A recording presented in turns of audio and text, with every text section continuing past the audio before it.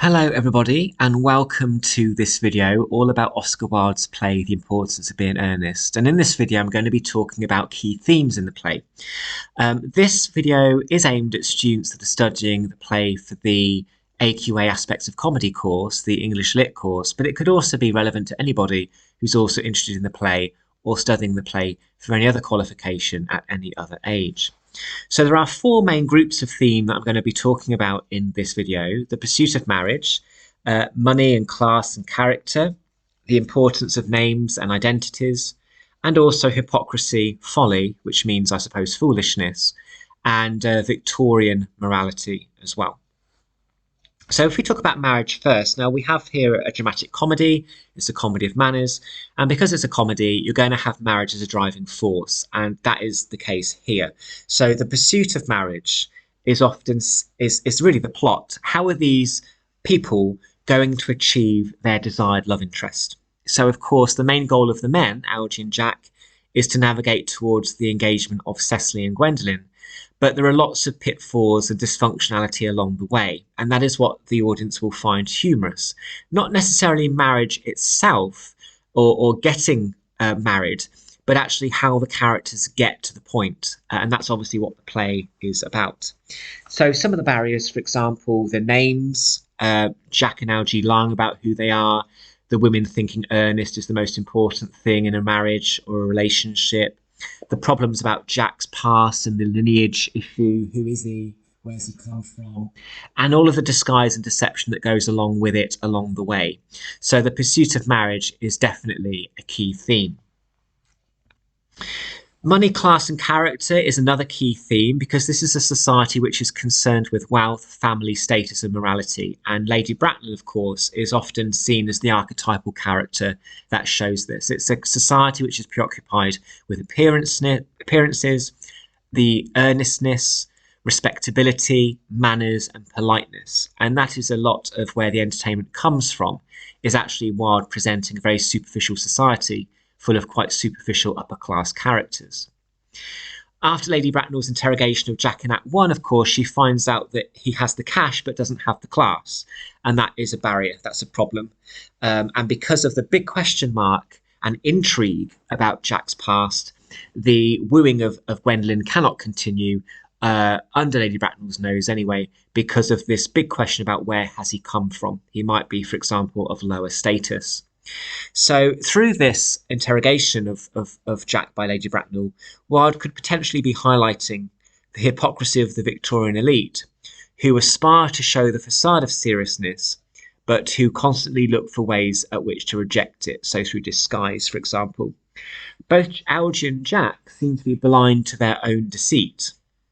So at one point, Jack accuses Algy of creating a false impression and speaking like a dentist. And yet Jack, of course, doesn't have room to talk, because he's also masquerading as having a brother, which he doesn't have. So both Algy and Jack are both quite roguish in their behaviour, and both of them are quite, scoundrels, really, which is quite a good word to describe them. Name and identity is very important in the play. So the cigarette case from Act 1 lets audiences know that this is going to be a play about deception and identity, where everything isn't as it seems. So it becomes a key principle because that cigarette case is brought out very quickly. And from that, of course, it acts as a catalyst for the audience to discover who the men actually are, and what they're doing with these fake people that they are inventing. So Algy and Jack both use Earnest at one point or another for an escape. Jack invents a brother. Algy becomes Earnest in Act 2 when visiting Cecily. But of course, Algy has also created, in his quote, a dreadful invalid friend, Bunbury, who is suffering from bad health, and he needs to constantly escape the city to go and help him, even though that person, of course, doesn't exist. So it becomes a device by which the characters can escape their societal obligations, but that can also be very entertaining for an audience to watch because of the dramatic irony. At the climax of the play, some spoilers here, Jack becomes Earnest. His full name, Ernest John Moncrief, meaning he transforms into his fictional creation. And of course, he also ends up genuinely getting a brother. So kind of fiction becomes truth at the end. Of course, the title is a pun.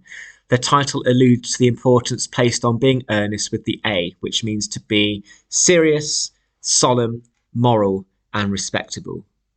It's also, of course, important for Jack to be earnest in order to get Gwendolen. Both Gwen and Cecily want to marry a man called Earnest because of its connotations of the name and what it meant to society at the time. So to be inspiring absolute confidence, I think, is what Gwendolen says. The name inspires absolute confidence, but little does she know that it's not true. So by having both women preoccupied with the name Earnest, Wilde is mocking how people are capitalising on marriage based on family names, and it's rendered quite superficial and shallow. And finally, in this video at least, there might be other themes, but the last one I want to talk to you about in this video is hypocrisy, foolishness and folly, and Victorian morality.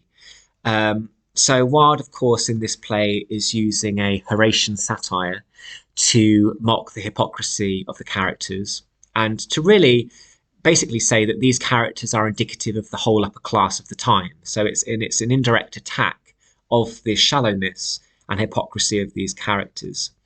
One of the ways that this is shown, of course, is Lady Bracknell says in Act 3, I think it was, that she does not believe in mercenary marriages, which means to marry to do with money. But of course, she married for money. So how can she possibly be against mercenary marriages when she's in one herself? So obviously that shows the hypocrisy of the time. Other minor acts of hypocrisy, for example, Algy says to Jack, don't eat the cucumber sandwiches, and yet he's eaten them all. So again, that is a difference between saying and doing as well. One of the things I think that Gwendolen says is, in matters of grave importance, style, not sincerity, is the vital thing. Well, actually, you would think that in matters of grave importance, sincerity is more important than style. And also think about what Algy says about playing the piano at the beginning of the play. He says that he doesn't play the piano accurately, but he plays with wonderful expression. Well, you would think that actually, in order to play a musical instrument properly, you would have to have some degree of accuracy, regardless of the expression. So again, it's that switching round of style and seriousness, or artifice and seriousness, which Wilde is doing consistently throughout the play.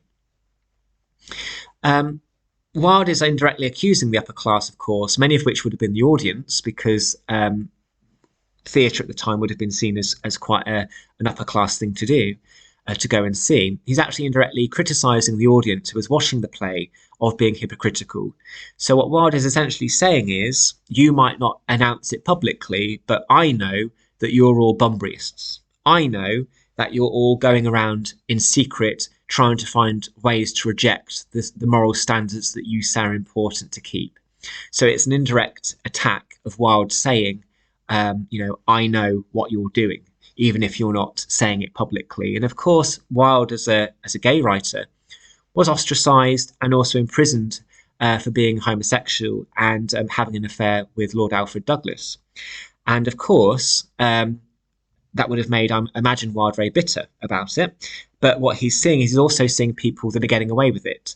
And because they're not gay, he's saying, well, there's a double standard here. You're all going around sleeping with each other in secret, but you're castigating me for it because of my sexuality. You're also doing the same thing.